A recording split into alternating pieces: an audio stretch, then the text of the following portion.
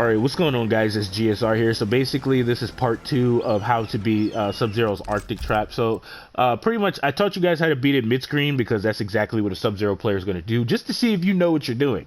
But not only that, when he gets you into the corner, that's when the problems actually start, right? So the first one I'm going to talk about is when he knocks you on the ground. So he could do some shit like this and then knock your ass on the ground or whatever. So if you go for your up 2, you're gonna get frozen. I'm just telling you that right now. You're gonna get fucking frozen. It is possible to roll, but you need to keep in mind that you did not hit him, so that way this move can go out, right? But keep in mind, he can block afterwards, technically, right? But one of the biggest ways to punish this, if he does this, is to go for your up 3. It'll shut that shit down completely. Oh, another thing I wanted to show you guys is that you don't want to do this mid-screen. You don't want to roll forwards because this guy was going against my friend, and my friend, he just kept doing this, and the guy kept rolling forward as if he can get out of it. And I was just like, no, you can't. If you roll forwards, you're getting punished. So don't do that. Don't do that. And then he can set that shit up again and then cause a serious problem for you, and then you're gonna get pissed, and then you're gonna be upset and stuff like that. I mean, we can all admit this. I mean, Sub-Zero's fucking nuts in this game, but you know, it is what it is at this point. But anyway, let me show you guys his little setup shit here. So he could do shit like this, right? So let's see what happens if Sonya decides to jump. Frozen.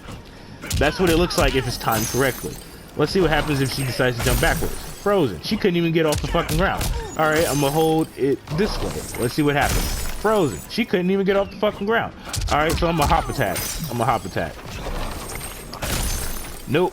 Not going anywhere. So I'm gonna see if I can go for my fatal blow, because if it's timed correctly, yeah, there we go. If it's timed correctly, your fatal blow don't mean shit. So one of the options you have of getting out of this particular situation is that you can flawless block and go for your up 3 if you predict he's gonna go for his low, right? And I've tried out the parries, and I noticed that even Sonya herself can't even get out of this. Like, I'm trying out her parry right now. I'm literally mashing it to hope to God that she can get out of it, and it's not working. I'm gonna mash it down 1. You can't get out of it. You literally can't get out of it. You're completely trapped in the fucking corner. That is the perfect name for that damn thing that he has levitating off the ground.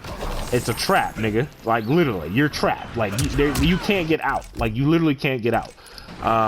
So you have to predict on the 50-50, which is fucking nuts. But, you know, it is what it is, right? So one of the things you can do is you can do this if you're around an interactable. So if a Sub-Zero player is picking a stage that has no interactables over here in the corner, there's a reason why he's doing that. So you know, you might want to be on the lookout for that. That's why you need to be careful. As you can clearly see, I jumped and I got hit. Let's see what happens when I jump forward. Hopefully I timed this correctly. Yep, I timed it correctly. You see this? You see how, like, you can't get out and shit? Like, you see what's happening here? You're completely shut down. You have no choice but to hold that 50-50, right? And like I told you guys, he can go for his forward 2, and he can hit you with that multi-low special move. Now keep in mind, when he jumps up, well, when he goes for it and then he jumps up, the second hit has a flawless block gap in it. So let me show you guys that shit real quick, right? Now it depends on what character you're using, but let me get him in mid-screen real quick. So it depends on what character you're using, but as you can clearly see here, Sonya's shit don't mean anything. If she goes for her up 2, she's gonna get beat out. So this is kind of bad. Plus, his shit comes out pretty quick. You can trade with him like that because her up 2 is kind of quick, and you can shut that option out a little bit. But I mean, technically, he wasted a bar meter when he does that. Now, that is an option that you can do, since Sonya can't even hit this nigga with her up 3, not unless he's in the corner, I believe. So this is kind of fucked up. So the only thing I can really tell you guys is if you're around an interactable, you might want to use it to get out of it, or you could possibly try to block the 50-50, or try to flawless block it and predict. That's the only way that you're going to get out of that particular situation. So as you can clearly see here, you can trade it like that. I wonder if she can get a combo off of that. Hold up. No, come on. Damn it. she can't. That would be sick if she could. See this? She can't even go for her up 3, so you need to train with your character. There are characters like Shao Kahn and Collector that have really good range. on their up 2s and up 3s, but your up 3 is your best friend. You need a character that can hit Sub-Zero with a good far-reaching up 3. I think Johnny Cage can actually reach his ass from what I remember.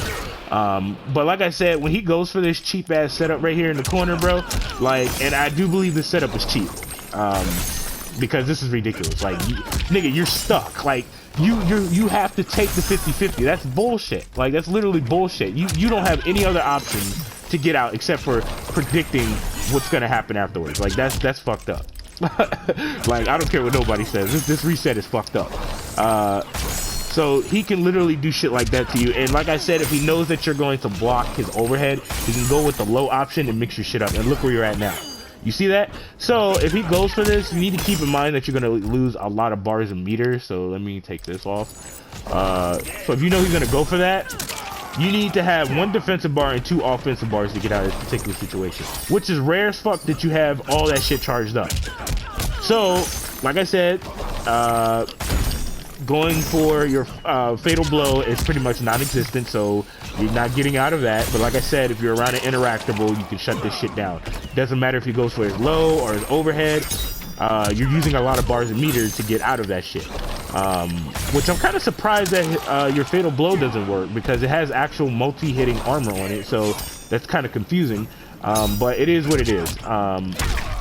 It is what it is. So yeah, I don't really have much to add in this video.